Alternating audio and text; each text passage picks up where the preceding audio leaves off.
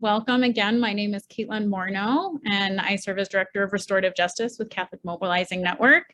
Thanks so much for joining us for this webinar series of how to bring restorative justice to your parish or ministry. And today, in our fourth and final session, we focus on becoming a restorative institution. And, creating this Paths of Renewed Encounter engagement guide and this webinar series has really represented years of listening and learning and building relationships and this work of healing and transformation. And so we are really eager to see how the Spirit continues to move in and among this community. And I'm so glad you're here. And over to my co-facilitator, Tomei. Thank you, Caitlin. I am Tomei Douglas, and I am really excited to be here for this last day of the mini-series on becoming a restorative institution.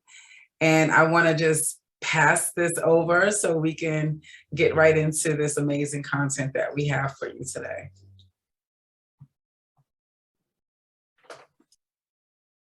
Well, just to echo the welcome and greeting from Caitlin and Tomei, I'm just going to run through a few ways to invite you all to be present with us here in this space. We are so glad you have joined us for our fourth and final session of this webinar, and it would be lovely to see your faces throughout the session if you feel comfortable. So I invite you to turn your camera on. You can put your Zoom in gallery mode, see who's here. Maybe you'll see a familiar face, maybe you'll make a new friend. So if you feel comfortable, do leave that camera on. Throughout the webinar, we'll have lots of options for interaction. And so I invite you to chat and speak with intention as you interact. Hopefully we can use the chat box in the most productive way to make this a really welcoming and fruitful space. If you want to react at one point during the webinar, maybe someone's saying something you really resonate with and you're not sure how to show that you're engaged, I encourage you to use the Zoom reactions. So on that bottom bar of your Zoom screen, you'll see the button that says reactions, and there are a whole host of emojis that you can use. So Caitlin's demonstrating a thumbs up to me right now. I know there's a heart, a laughing face, so many fun options to engage with the speakers. So I encourage you throughout their presentations to use those to show them that you are listening. If at any point you are having any issues, you can message Caitlin Tully, who has tech in brackets in front of her name. She can hopefully help you settle any of those issues you may be having. I will remind you this session is being recorded, and we will be sending that recording to you hopefully tomorrow or the next day so that you can have it for posterity and send it to your friends who may not have been able to join us. We will be sending you to breakout rooms at one point during the session. I want you to know those are not being recorded, only what's said here in the main space. Finally, if you were with us last week, you know there were a ton of questions that came forward to our presenters, which was amazing, and we didn't have the chance to answer all of them.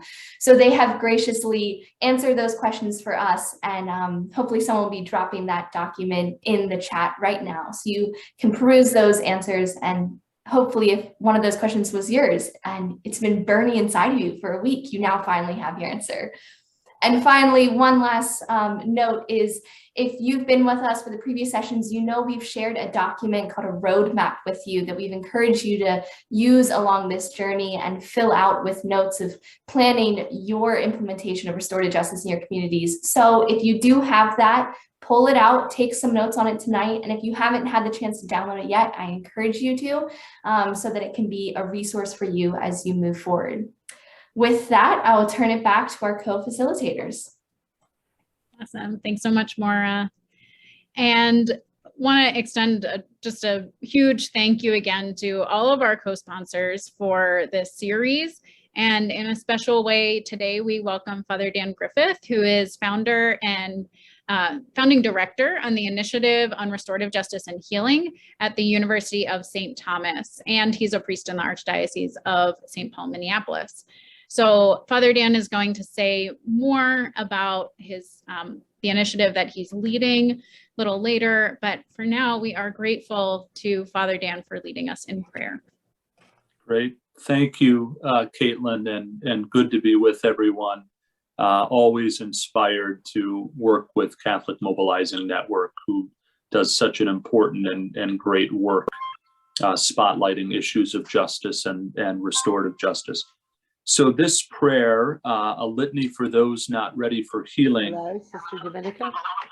was written by the Reverend Dr. Yolanda Pierce, and the prayer was written in response to the murder of Michael Brown, an unarmed Black 18-year-old man from Ferguson, Missouri, who was fatally shot 6 times by white police officer Darren Wilson in 2014. And if we could also just remember our brothers and sisters who are suffering in the Midwestern part of the United States and southern part of the states in the aftermath of the tornadoes that really ripped through that area of our country on Friday, looking at somewhere around 200 projected folks dead and all of the destruction. If we could enfold them into our prayer this evening. And so we'll pray this litany now. Let us not rush to the language of healing before understanding the fullness of the injury and the depth of the wound. Let us not rush to offer a Band-Aid when the gaping wound requires surgery and complete reconstruction. Let us not offer false equivalencies, thereby diminishing the particular pain being felt in a particular circumstance, in a particular historical moment. Let us not speak of reconciliation without speaking of reparations and restoration, or how we can repair the breach and how we can restore the loss. Let us not rush past the loss of this mother's child, this father's child, someone's beloved son. Let us not value property over people. Let us not protect material objects while human lives hang in the balance. Let us not value a false peace over a righteous justice. Let us not be afraid to sit with the ugliness, the messiness, and the pain that is life in community together. Let us not offer cliches to the grieving, those whose hearts are being torn asunder. Instead, let us mourn Black and brown men and women, those killed extrajudicially every 28 hours. Let us lament the loss of a teenager dead at the hands of a police officer who described him as a demon. Let us weep at a criminal justice system which is neither blind nor just. Let us call for the mourning men and the wailing women, those willing to rend their garments of privilege and ease and sit in the ashes of this nation's original sin. Let us be silent when we don't know what to say.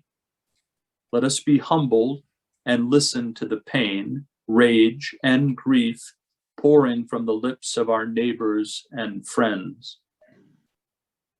Let us decrease so that our brothers and sisters who live on the underside of history may increase. Let us pray with our eyes open and our feet firmly planted on the ground. Let us listen to the shattering glass and let us smell the purifying fires, for it is the language of the unheard. God, in your mercy, show me my own complicity in injustice. Convict me for my indifference. Forgive me when I have remained silent. Equip me with a zeal for righteousness. Never let me grow accustomed or acclimated to unrighteousness. We make this prayer in your name. Amen. One. How are we doing? Do we have everybody back, Maura? Okay, great. Thank you. Well, thanks so much for that opportunity to check in with one another. And as always, we just wanted to touch base on what we've covered so far. We've done some talking about practices of circle process, community conferencing, and doing some creative virtual connections to try to emulate some of that. We've been talking about the basics of restorative justice philosophy, questions, principles, and a social movement that's dedicated to healing approaches to harm and injustice that are centered on relationships. And some of the other opportunities we've been exploring have been around growing public awareness, integrating practices within ministries, as well as supporting local restorative justice initiatives.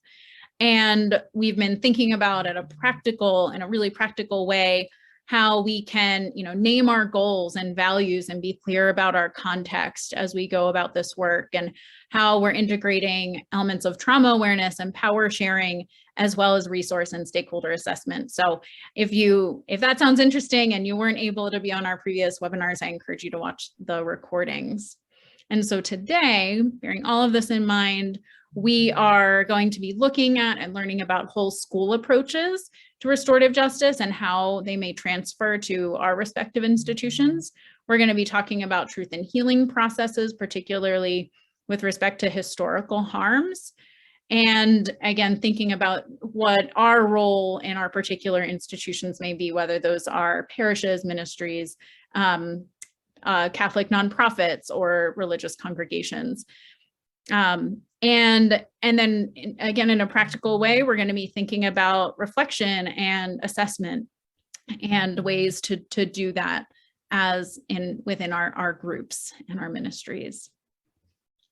And so today, as we're looking at this multi-tiered approach to restorative justice, wherever we may be, and we're talking about how restorative justice approaches can really foster cultures of healing, I'm really excited to have our executive director, Chris-Ann Valancourt Murphy, say a few words to kind of set the context for this particular work in the life of the church. Thanks, Chris-Ann. Thank you, Caitlin. Well, first I want to express my gratitude to Caitlin and Tomei and the team for facilitating such an enriching virtual experience with this webinar series. I have enjoyed every minute of it. It's been incredible already to have Father Larry and Kayla and Father Dan in the mix tonight. And I also want to thank all of you who've joined in with us, either just for tonight or maybe for some of the other webinars, to delve into paths of renewed encounter in order to enliven restorative practices in your community and ministry. It's been a joy to learn and grow with you all over these last sessions. It's been quite evident with these webinars that restorative principles and approaches can foster conditions for building trust and fostering encounters and deepening relationships. As you know, Catholic Mobilizing Network works to end the death penalty and promote restorative justice at a national level. What many people don't know is that CMN really takes seriously doing this work through a restorative approach. This has meant that CMN uses elements of circle practices in our weekly staff meetings or monthly sharing time focused on how we're noticing God in our lives. It's also meant that the CMN Board of Directors starts its board meetings with prayer and a couple of rounds of a circle process to do both checking in and responding to open-ended prompts, so that the board members foster a community and interconnectedness like we do on our staff. And these approaches signify how restorative approaches undergird CMN's mission to end the death penalty and promote restorative justice, moving us away from relating in a transactional kind of way toward mutuality and shared leadership. So to that end, CMN underwent a co-creative process to articulate guiding principles for Catholics to relate to restorative justice. I mean, it's something we were thinking about externally, but we very much took it to heart for how CMN operates its programs and how we relate to one another. Those principles are actually in the Paths of Renewed Encounter on page 16 and 17, so please have a look. when you have a moment. And how we came about those principles and those guiding anchors for us, those guiding elements, was that we looked at the principles of Catholic social teaching, we looked at gospel values and restorative principles, in addition to the charism of the Sisters of St. Joseph, which was our founding mission partner. And we kind of distilled the principles of all of these, core anchors for the organization. And we came up with principles for how the organization lives and engages this work. So the principles include upholding dignity, seeking healing, advancing racial equity, promoting accountability. And that's something, again, that guides us individually as staff members, and then also guides the programmatic work of CMN and how the organization does its work on the daily. Like any organization or institution, which we'll be talking more about tonight, we need to learn and grow and approach this with humility, because we recognize that growing and learning is ongoing, and we need to find new ways to live more deeply into these guiding principles every day. But nonetheless, the principles are a touchstone for CMN staff, our board, our activities, and our programs. And lastly, if I could just mention, it's from this approach and how we do this work and how we listen to where the Spirit's moving that CMN has been watching closely Pope Francis's newly declared Synod on Synodality. Maybe you have heard about it in Catholic news or heard about the launch of the Synod on Synodality in October, that Pope Francis, there was a mass and a global launch that the Catholic Church is going to be engaging in a 2-year process on listening. And what we are hearing from this process resonates with what we know about restorative principles and practices. And we're delighted that there is this aim in the church to deeply listen and to engage one another, to encounter one another intentionally, and so that we could journey together, we could grow together, again, with that humility, with seeking healing and building community and reshaping where there's been brokenness inside the church and outside of the church. And so I just want to say that stay tuned for more about how CMN is going to be helping people approach the Synod on Synodality in their parishes, in their dioceses, in all the ways that the Catholic Church is ongoing this work of mutual listening through the Synod. We're going to be helping to bolster how people can show up into these listening sessions in a restorative way so that we can be models and agents for healing in the church. And we'll have a webinar on this to kick it off on January 11th. So stay tuned. Thank you.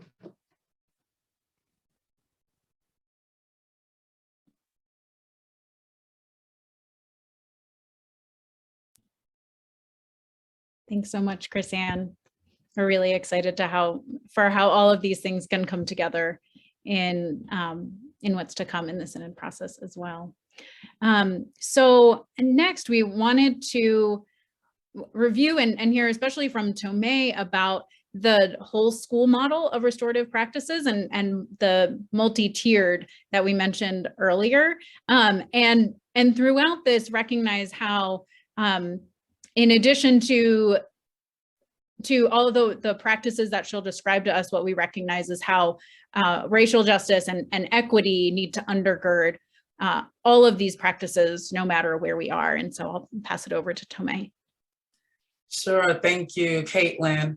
So just to center us as we think about restorative justice, and thank you for putting the quote up from Fania Davis. She talks about restorative justice losing, right? It's at risk of losing relevance if we, as it says, practitioners, just we as people, right? If we don't become more skillful at identifying and navigating and transforming racial harm, because trauma, racial trauma that is not transformed, it will just simply be transmitted.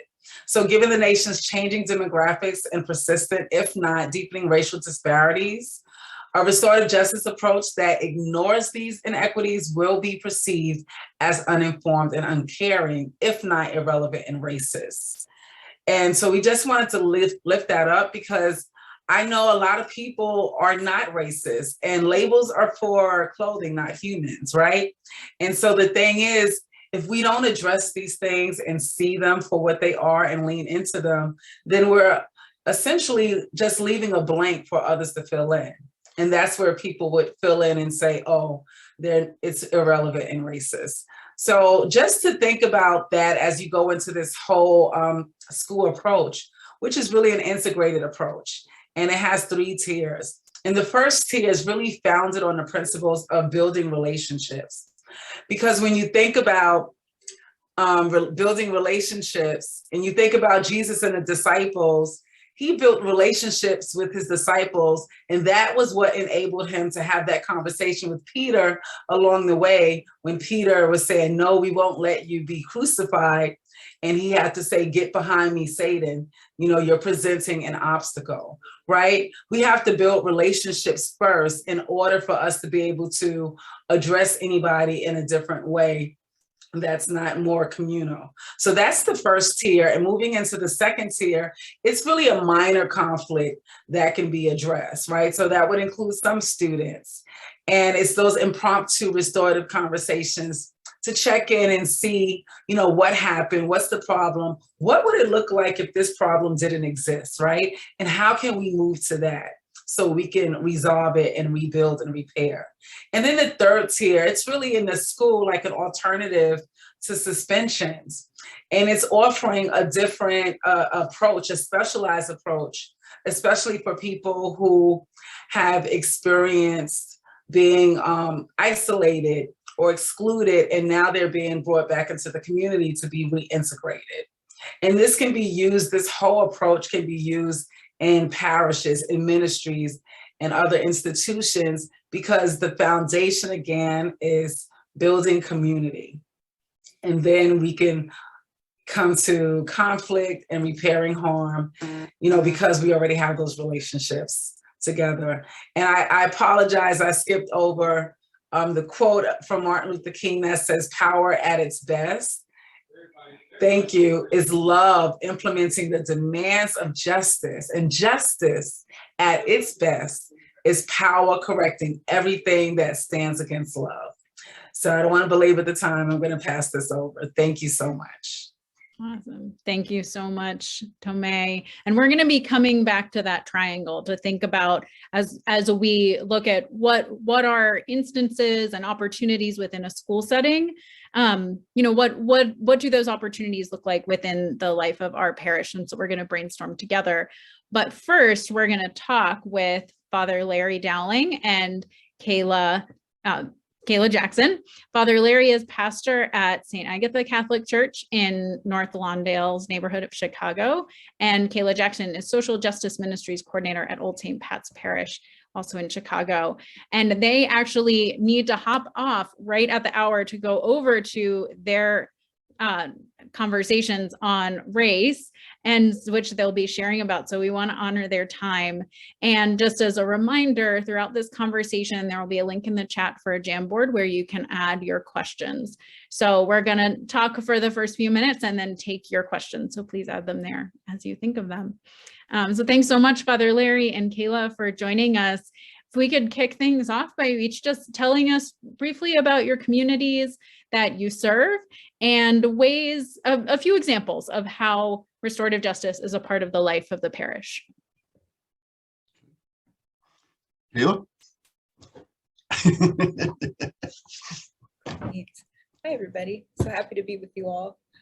So my name is Kayla Jackson, and as Caitlin mentioned, I serve at Old St. Patrick's Church as their Social Justice Ministries Coordinator. It's sometimes a bit of a tongue twister, that title, but I see myself as sort of like the education advocacy leg of our social action ministries. Old St. Pat's is a predominantly white Catholic institution within Chicago. And I feel, and we'll talk a little bit about this later, but I feel as of late, we've kind of been turning the conversation and the work of restorative justice inward. I felt like it was often something that we plugged into other communities, other settings, and it's been wonderful to see us kind of say that this is applicable in this setting right here, and it can be powerful and transformative. And as of late, I've been grateful to see particularly the use of peace circles and circle practice being implemented whenever and wherever it can, whether it's on the staff and on our programming and small group, things like that. And yeah, I'll leave it there and let Father Larry hop on. Thanks, Kayla. So I'm Father Larry Dowling. I'm pastor of St. Agatha Catholic Church, North Lawndale, mostly African-American parish. We have about 300 families in the parish. We serve another 700 families in the community through, lots of programs that we work, restoratively in terms of parenting, of parents and children together in conversation restoratively, and then with returning citizens as well, and also some in the jail as well. Our focus is heavily on whole family. Fortification, strengthening. We do a lot of that.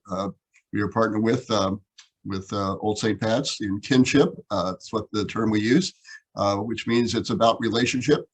So the relationships stuff is key in all of this. You don't get to have the hard conversations until you actually get to know each other, and that's when you can really dive into some of the difficult, uncomfortable things that need to happen.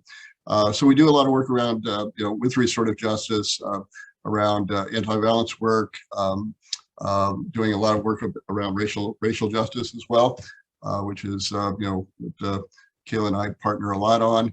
And then I also have a lot of experience in reconciliation healing for victim survivors of child sexual abuse, having been in 2 parishes now where I followed a priest who had been actively abusing children. So bring a lot of different experience, and restorative justice has been just tremendous help in addressing all of those things and helping to bring people together. Thank you, Kayla. Thank you, Father Larry, for that. So can you just share with us how RJ was introduced to your parishes and then how you began working together? Okay.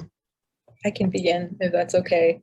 One thing I always talk about in my stepping into my role at Old St. Pat's was how I was very encouraged that I felt that I was in a good community and space, and that a lot of the foundation and the roots of the RJ restorative justice work that we do was actually in place before my stepping into the role. So I'm very grateful for that. And it was largely with the work of our kinship initiative. So again, being in right relationship, accompaniment, working together inside and with the North Lawndale community. So a lot of that was with our partnership with their restorative justice community court hub system, as well as our work with St. Agatha's for our conversations on race. And I think that they're truly the biggest delight of the work that I get to do. So. Yeah, so much of our work is focused on racial healing. I say when 15 years ago when I came into the Black community, for the first time, my previous parish, I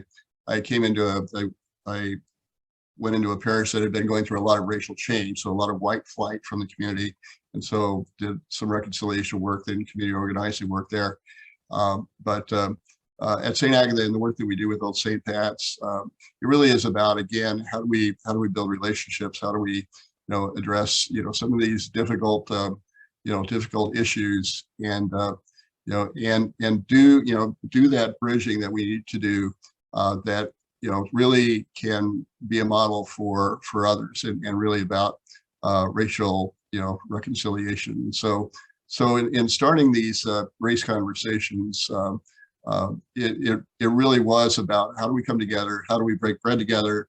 How do we get to know each other, share stories together? How do we enrich each other, not only with food that we share, but also with conversation and wisdom that we share?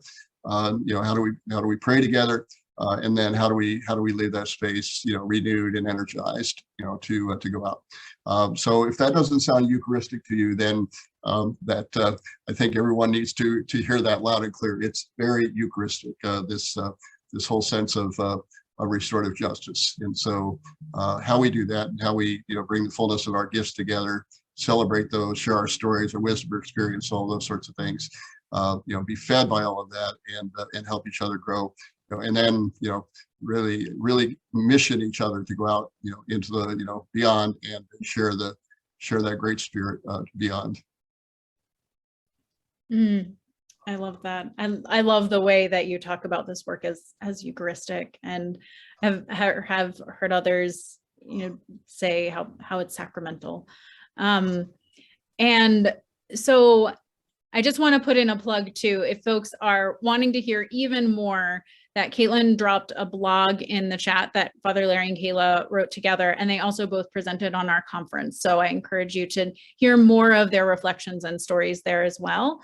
But for this moment, I think many of us recognize and maybe are here because of the need to end racism, and are drawn toward healing approaches to doing that work. And so you've touched on this a little bit already, what other components have contributed to the success of sacred conversations on race, and especially allowing that to be just a safe enough space to have those really difficult conversations?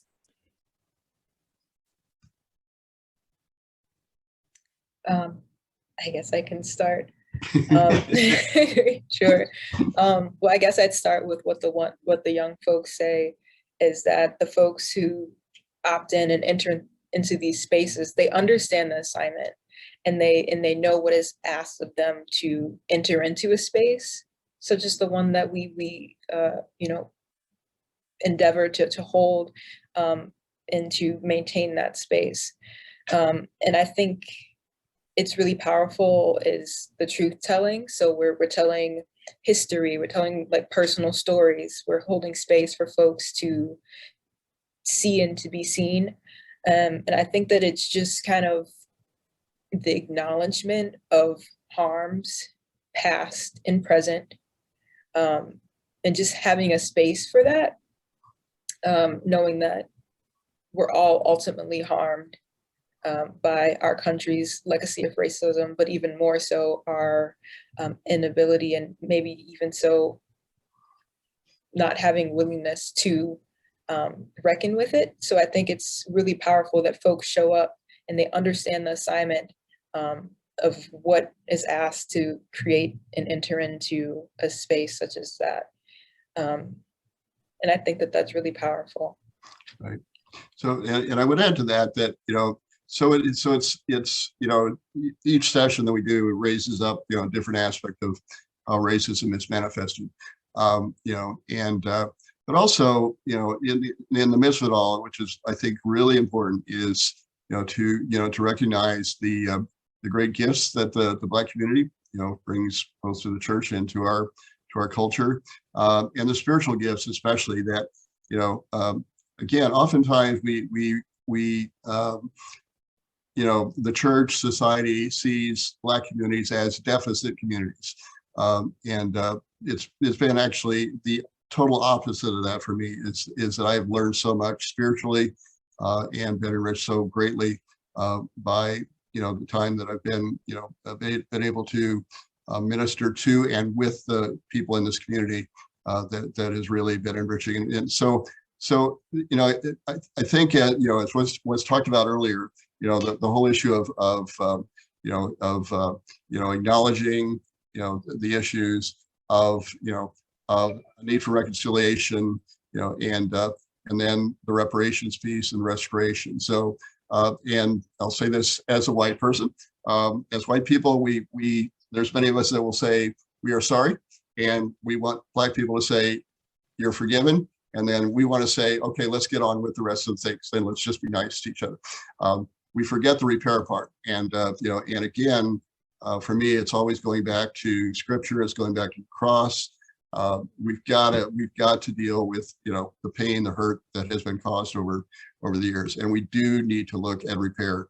And again, the scriptures are rich with stories that, you know, that speak of this, of harm that has been done, you know, of Jesus coming in and helping, you know, not only repair the individual but restoring them back to the community. And so it really is, you know, about how do we have these conversations? How do we recognize the gifts that everyone brings, you know, into the midst of this? And that's I think that's the challenge.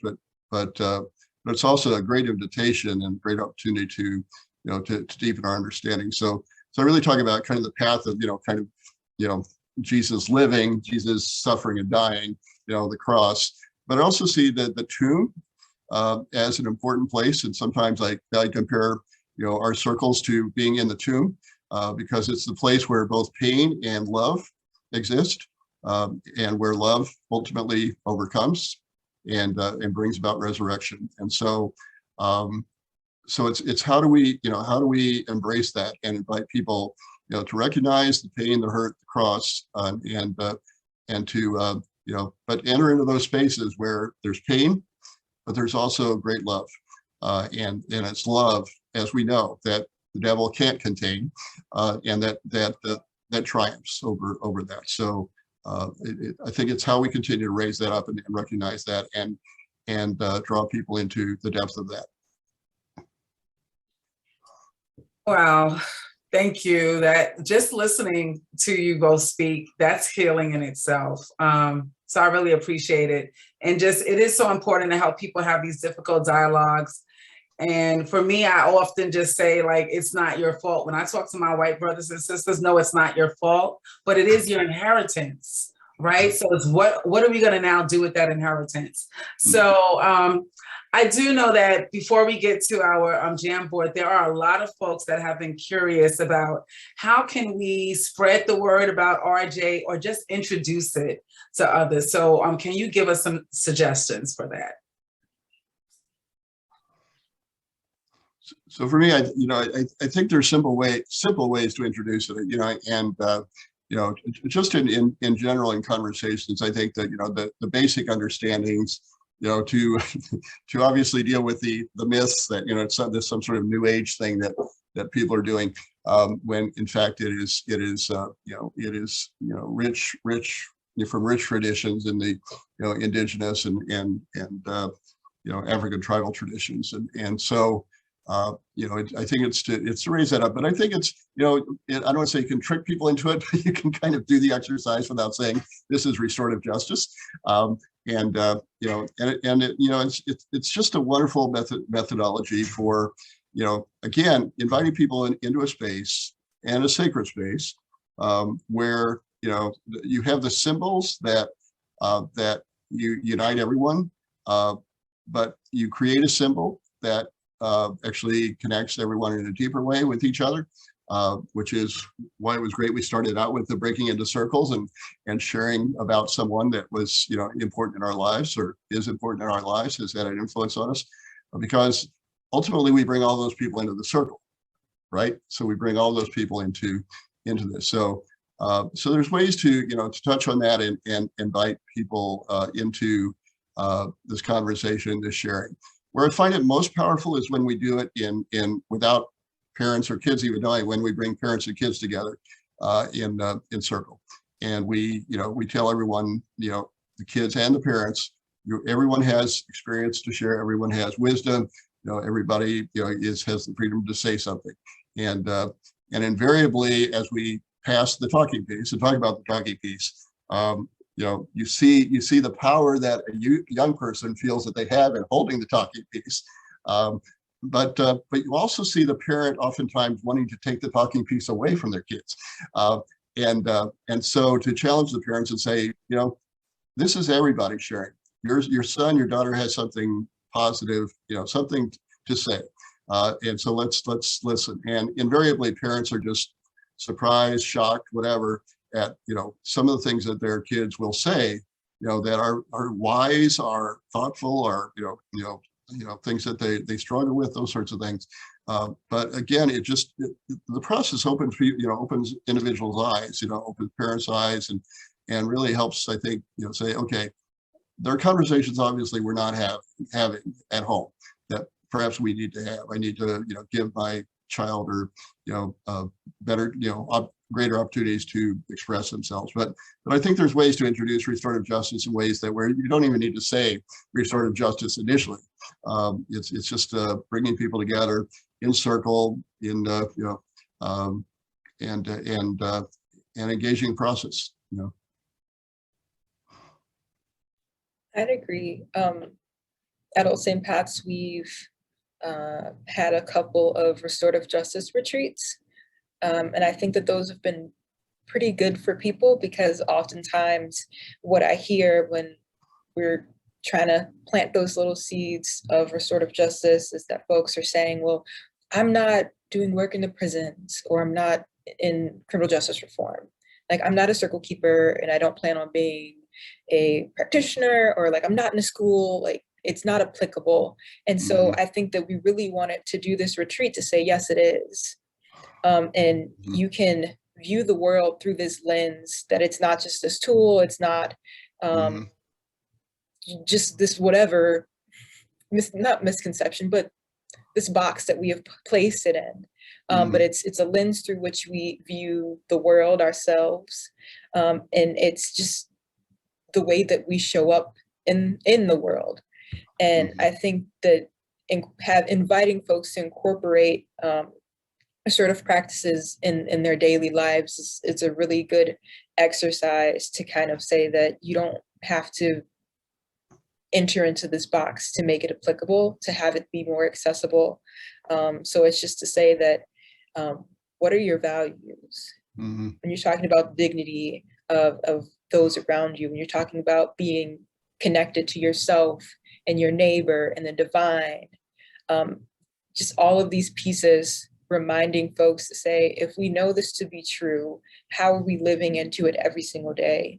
How are we carrying this at the front of our minds when we interact with someone that maybe we see ourselves as connected to, or maybe we see ourselves as maybe estranged in some ways? And I think that it's just more so an invitation to say, how are we viewing the world through this lens? How are we showing up to the task and just our everyday interactions, big and small, and that it's applicable in any and every situation. And I think that that's been helpful. And again, I think it's just a matter of planting seeds, so that it's front of brain, and that it's kind of rinsing through our communities at large and on the smaller scale. I do think, and if I could add, I do think, relating it to the scriptures can be helpful as well. Just, to give an example. So one of my favorite scriptures around restorative justice is the multiplication of the loaves, where, this young boy who probably overhears Jesus, the disciples talking about, we don't have any food to share and all this kind of stuff, but something strikes him enough to get up and actually say, hey, I've got, 7 loaves or 5 loaves and 2 fishes. And then what Jesus does with that, with these gifts from this little boy, okay, so, is to then ask the people, all those who are gathered, to sit in circles. The term is symposia, in the Greek, and which is like a flower bed, which is like, so, and it's in those, it's in those circles that the miracle happens. Okay, however you want to, cast the miracle, whether Jesus actually multiplies the loaves, or people just build these relationships and, and start sharing, the little they have with each other, and suddenly there's more than enough, to feed them. So, so again, there's that sort of thing. Even in the Eucharist, so one of the rituals we do, and I know not every church can do this, but I think it's powerful for us, is every Sunday with presentation of the gifts. When we do the offering, actually, I invite people to come up, to put their offering in the basket, but the primary thing I ask is people come up, and I want you to simply come up and recommit yourself to offering your whole self to service to the Lord, and by simply bowing before the altar. So everybody does that one by one, okay? And so it's the sense of the, kind of this one-on-one kind of sharing, if you will, with all these gifts that then are presented, and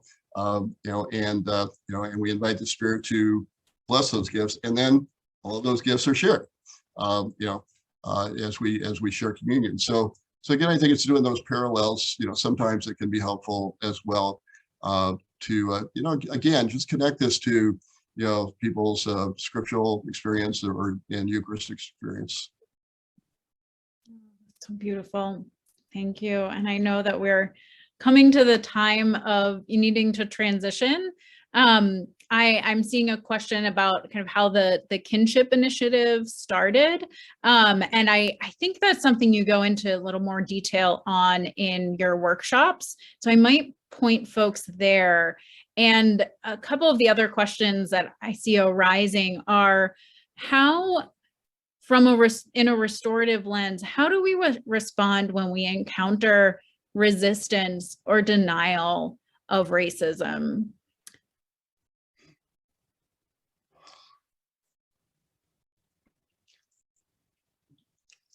It's a good question. For me, it really is, I think, the pushback, always is, I'm not a racist, right? We hear that quite often. I'm not a racist. And what I challenge people to, just really think about, okay, you're not a racist, but are you an anti-racist? So are you working actively to address racism? And of course, then it raises the question, okay, well, what do you mean, okay, by that? And it can open, that can open some doors in the conversation. You're always going to have people that I think push back, that don't want to change. But again, I think it's trying to meet them where they're at and say, okay, what is it that, what is it that causes you to believe what you believe, in regard to, stereotypes or whatever. And then the second deeper question is, and why do you want to believe that? And again, it kind of helps give them a voice to say, okay, this is the way I feel, this is the way I perceive things, and but it opens them up to to further conversation. It's a hard thing to do. I do work with a couple other men's groups, and the men from our parish, and conversations that very much touch at the heart of racism. And we've had some very uncomfortable conversations and some denial. And I mean, the typical thing that comes up, is, well, every other ethnic group came to this country and, they managed to succeed and all of that. And, so then I do my quick history of how laws and practices over even up to today continue to, seek to, diminish the minds and bodies and spirits of Black people. And so, and every other immigrant group, was given passage, if you will, into the mainstream. Black people have never been given that passage, into and nor should they have to be given it. It should be there already. And so occasionally I hear even some of my own relatives say, we've given them so much. It's like, we haven't given them anything. They have, and other great people who have walked, accompanied, they've been hard fought. And that's the thing we need to realize. This is something that is supposed to be there for everyone, and it is still not there for the Black community, many people of color. Yeah, thank you. Kayla, is any final thoughts you'd like to add before you close? And I guess particularly how any particular ways that you see Old St. Pat's kind of responding to this need, or resistance within the community? I think, as is typical with a lot of other spaces, over this past year or so. I think that there's been a larger increase of folks who are seeking out spaces to attempt to do the work, which I think that I'm very much grateful for. And I guess I'd like to just speak to that sense, because it's a blessing that the larger sense of my time and energy are with folks who enthusiastically and humbly say yes to this work, and accept it as their personal journey. I always joke that, you know, so quickly we say we went to the moon, but I wasn't on that moon and you weren't on that moon. But how quickly, when we talk about our legacy of racism and harm, we say, well, it wasn't me. I didn't do it. And so I think that it's this invitation, again, to say yes and enter in and, you know, have some ownness to it. You didn't build the house, but you live in it. And what are we to do from this going forward? And so I've just been grateful to work with so many folks who intentionally enter in. And when you say, how do you respond to the folks who just aren't there yet? Simply put, with grace. And yeah, you walk with folks as you can. Awesome. Well, thank you so much. Thank you for walking with us. Thank you for sharing your learnings from the ways that your parishes have engaged, so that we may enter into it as well. Blessings on your sacred conversation on race that's coming up tonight and the Advent season. Thank you so much, Father Larry and Kayla. So with that, we wanted to circle back to a piece that we moved past earlier, just so that we could get all the good time in with Kayla and Father Larry.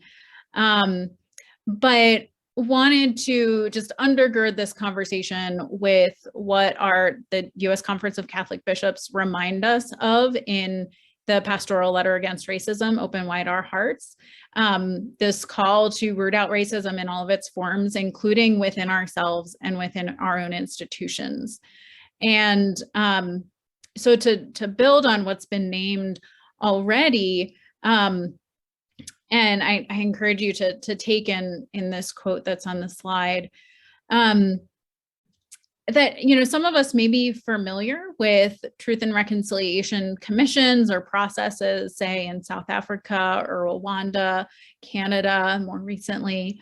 And I think what Kayla and Father Larry's work attests to is how sometimes this work happens at national levels in a formalized way, and sometimes, and more often, it's happening in really localized and grassroots ways, that we don't have to wait for a national process to begin the work of truth telling and healing in this way. And so I'm reminded of this especially because today I'm actually joining from Rapid City, South Dakota, just outside of Pine Ridge Reservation, where I've had the opportunity, the honor and privilege of gathering with survivors and alumni of Catholic Native American boarding schools who are gathering through the Red Cloud Indian Schools Truth and Healing efforts, led by Macaw Black Elk. And it begins by hearing the stories of direct and generational traumas of Native American children who were systematically removed from their homes, their language, and their culture. And that we have to begin from this place of remembering and acknowledging in order to endeavor upon the work of healing and transcendence, as one Indigenous scholar reminds us.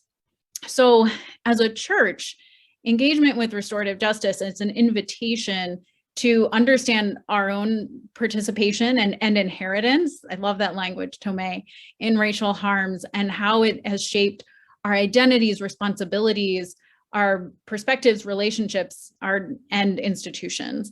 And now what is possible to make things right. So taking all of this in, I'm just jumping back down to, we promised earlier that we would return to that triangle, and Tomei is going to lead us through an exercise with it. Thank you so much, Caitlin. This is so filling. So we are going back to the Jamboard. So an exercise is really to think about some ideas for what practices that might fall into the different tiers for your organization. So think about your needs, right? What you're responding to, and just what's happening in your own organization. And is it more of tier 1, community building and harm prevention? Is it more of tier 2, managing difficulties and conflict? And then tier 3 is responding to harm and reintegration. And of course, to just reiterate, that building that relationship is most important before we can get to managing the difficulties and conflict. Because I can hear you and I can receive you if I'm already in a relationship from you. When you tell me that I may have caused some harm or I've done something that may have, been offensive, and I can be more receptive because we have a connection. So I really want to emphasize the community building portion of it, because that can alleviate like having to manage the difficulties around conflict, because you won't have any, at least not too severe. So just think about where you see your organization or what ideas and practices that you would like to implement, and where does it fall in this tier, in the tier system. And it's okay if you recognize that, we really need to respond to some harms.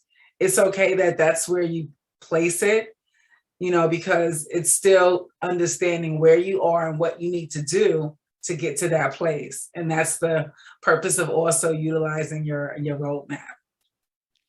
I want to check in with folks because to see if you're able to click into the Jamboard, because I only see a few folks in there. So I'm hoping more folks will join us and add your ideas.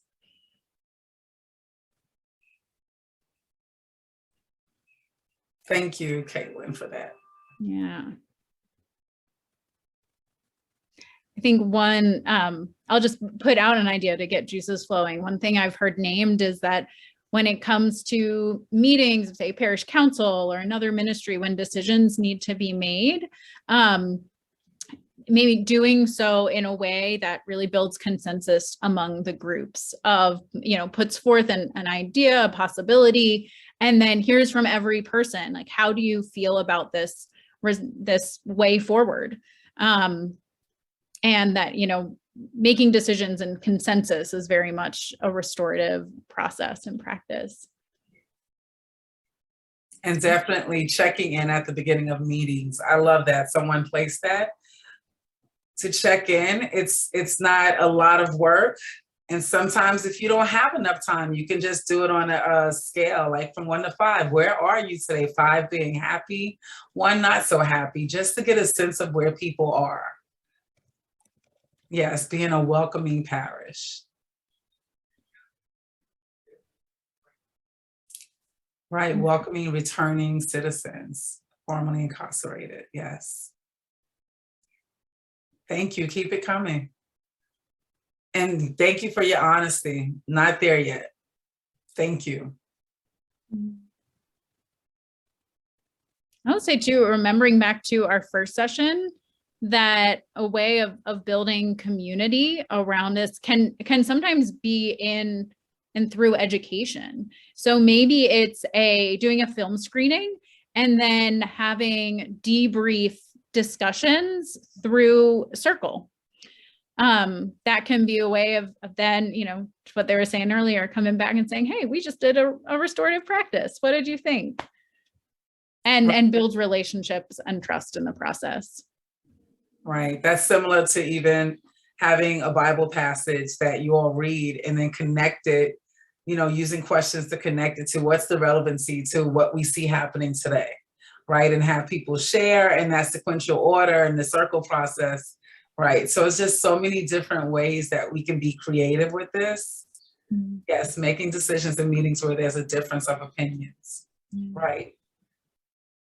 I'll toss out another that I think probably falls in the middle category of difficulties and conflict, is that sometimes something happens in our community and we are impacted, we are traumatized, we need a place of support, and we may not all agree about what happened, or we may have really different perspectives or feelings about what's happening, but creating a space where all are invited, all are welcome to just share, how were you impacted by this event?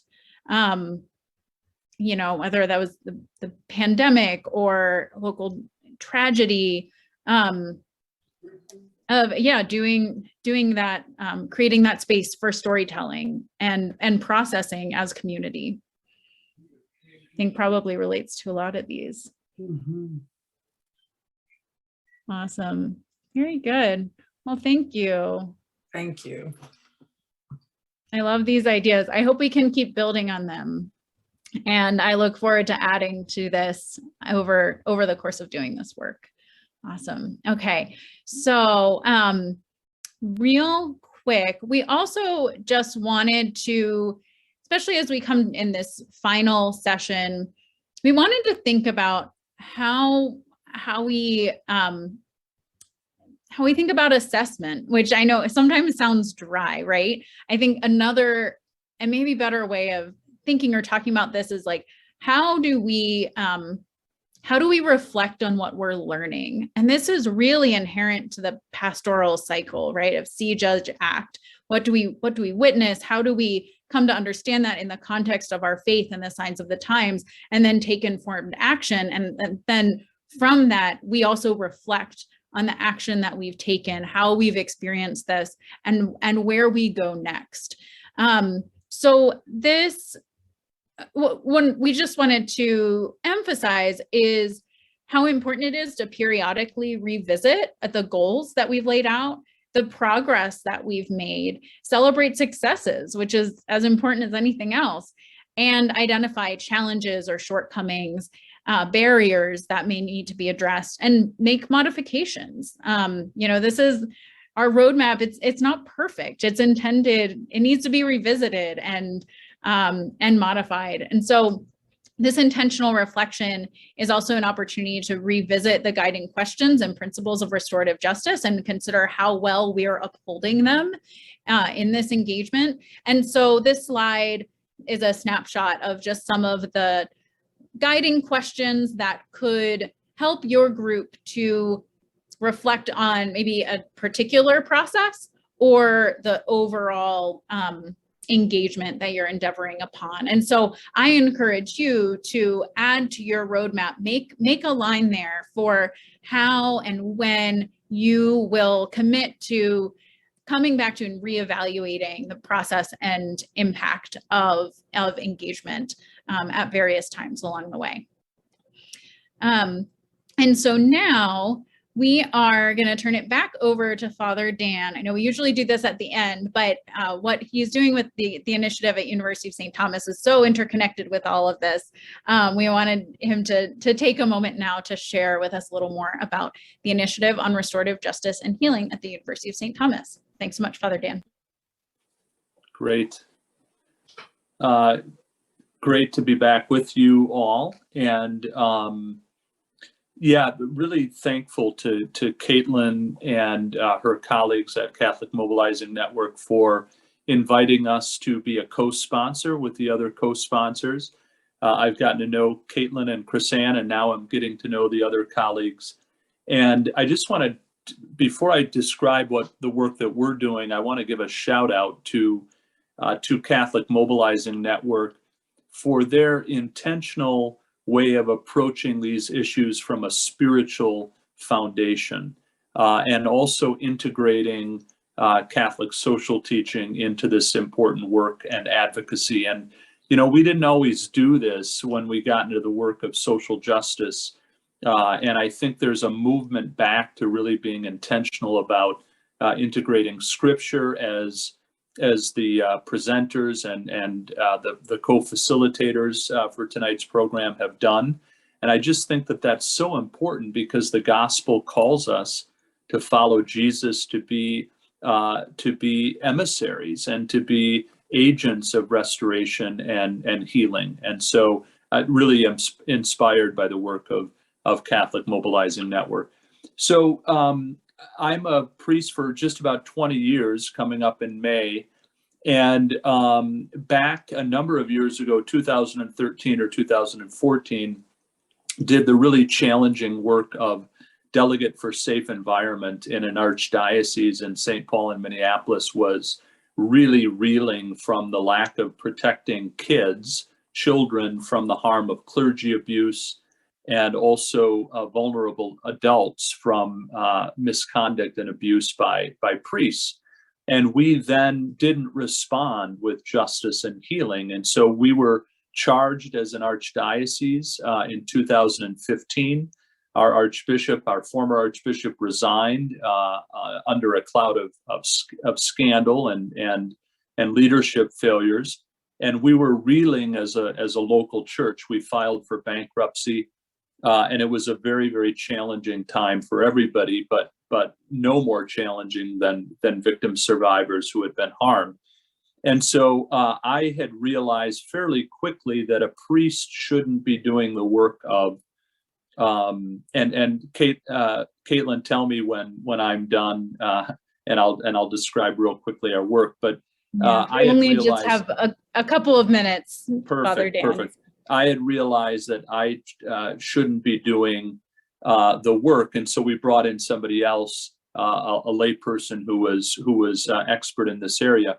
Well, fast forward, a couple of years beyond that, and I got into the work of restorative justice as a couple of really pioneers in this area were leading that work in our diocese. And so I went from the kind of the crucible of harm, doing the work, to then doing that work and learning about that work in terms of restorative justice and the effectiveness of restorative justice to help heal harms, both direct harm and also peripheral harm.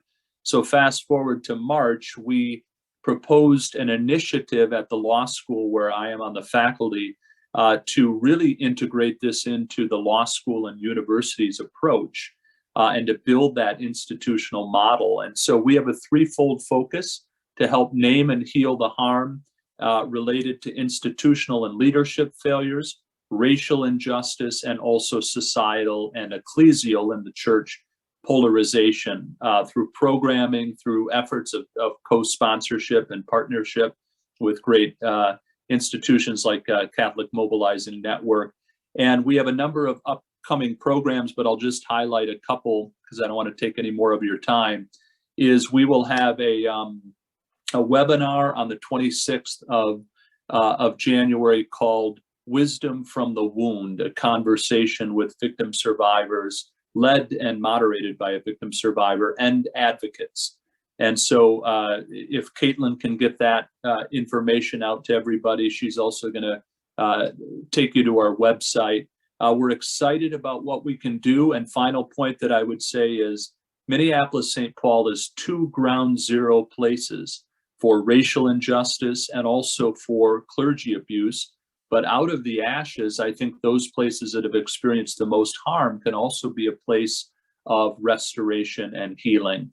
And so that's what we're hoping to do at the law school and in the Archdiocese of St. Paul and Minneapolis. So very proud to co-sponsor this last in the series, and really honored to do this work with Catholic Mobilizing Network and with all of you. Thank you. Now, next, we wanted to share just one more video. That's another, hopefully, tool at your fingertips. People are still coming back, I think, Caitlin. Okay. Just one more second. Okay, thank you. Mhm. Heads up. All right, it looks like we are mostly back. Great. Okay, well, welcome back. We wanted to share one more video as a tool at your fingertips, but also kind of a reflection and synthesis as we come to close this time. Don't go anywhere yet.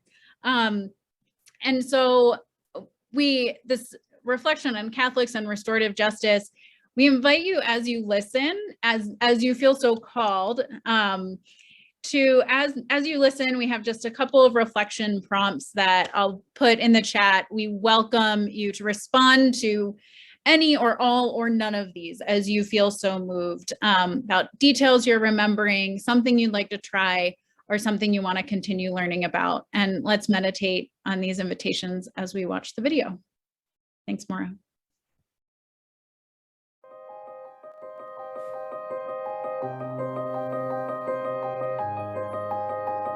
Restorative justice is really what we as Catholic organizations, Catholic parishes, Catholic institutions all ought to be about.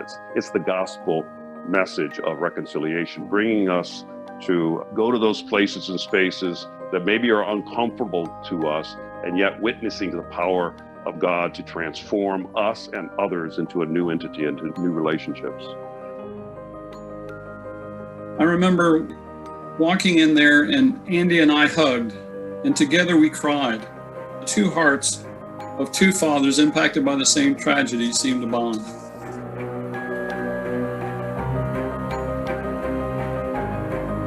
To me, that's really quite a wonderful thing about restorative justice. It's just these human touches that we all crave.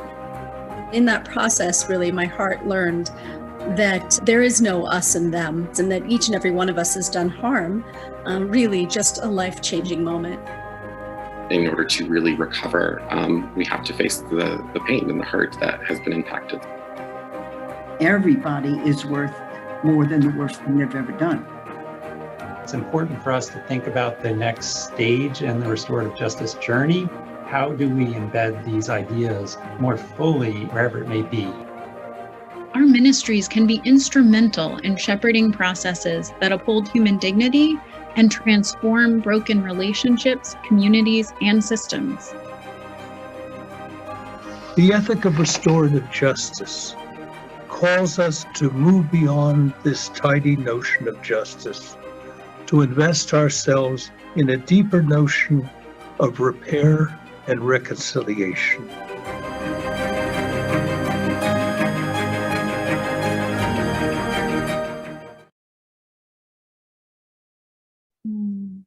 Thank you. All right, so as we begin to close our time together, we would really love your feedback. And we will also be sending this to everyone who registered so that we can hear from them as well, even if not on this session. But Caitlin is going to drop in the chat a link for an evaluation that we'd love for you to take a moment to open up and at least begin filling out now. So we're gonna give you just a couple minutes, maybe like 2 minutes, to start adding your thoughts. And then you can continue after this time or come back to it. But let's see, do we have, okay, the link is in the chat and Maura's gonna play a little bit of music for us. Thank you so much. We really, truly value your feedback and we'll integrate it within what comes next.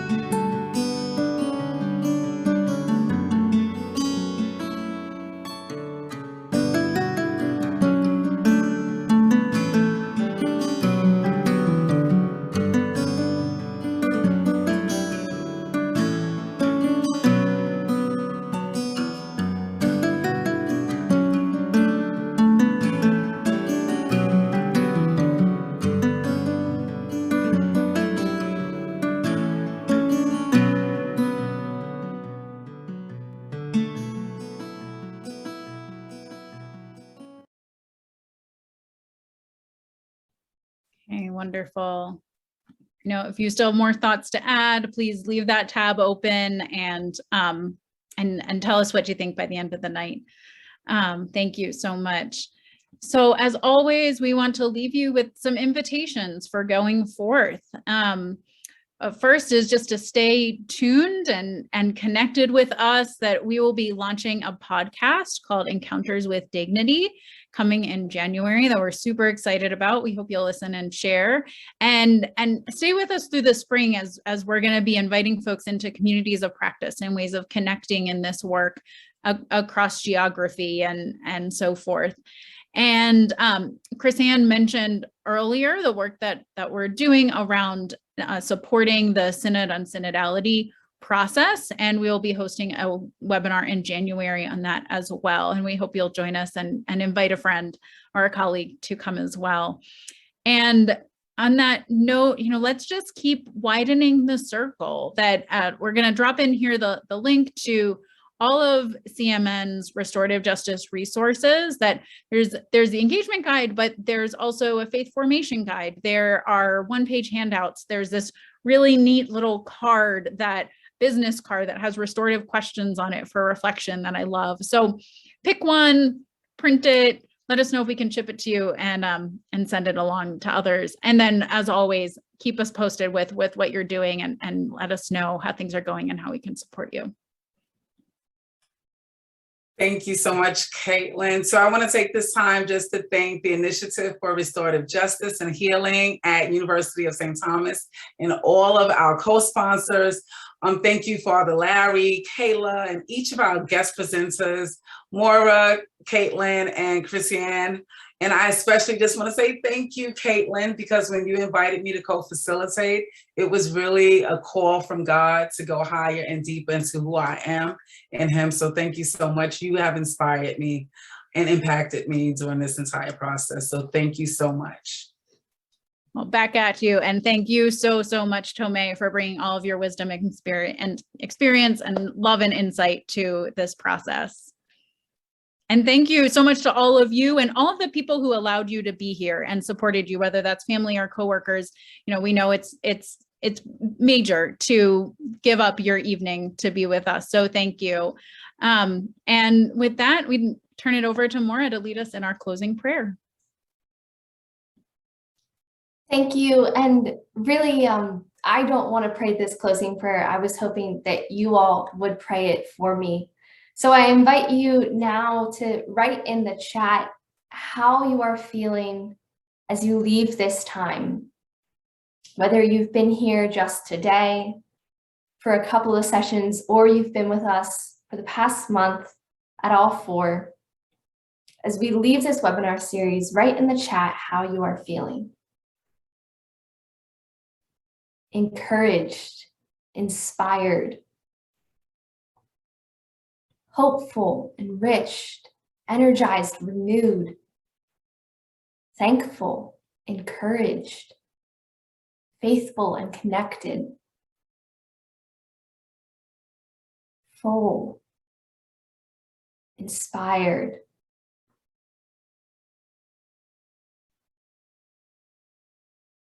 I'm sure we are feeling all of these things and more. So I invite you to join me in a gesture of prayer. If you lift your hands up,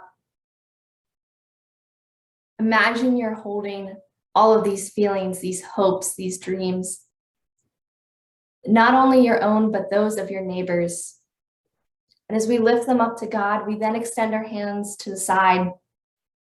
And if we're together in person, I would invite you to grab the hand of that who is next to you, to squeeze it tight, to recognize that we are all doing this work together, united as a community of people. So squeeze those virtual hands tight as we pray. God, hold our prayers close to your heart. Give us the strength to continue to move forward in this restorative work. Amen.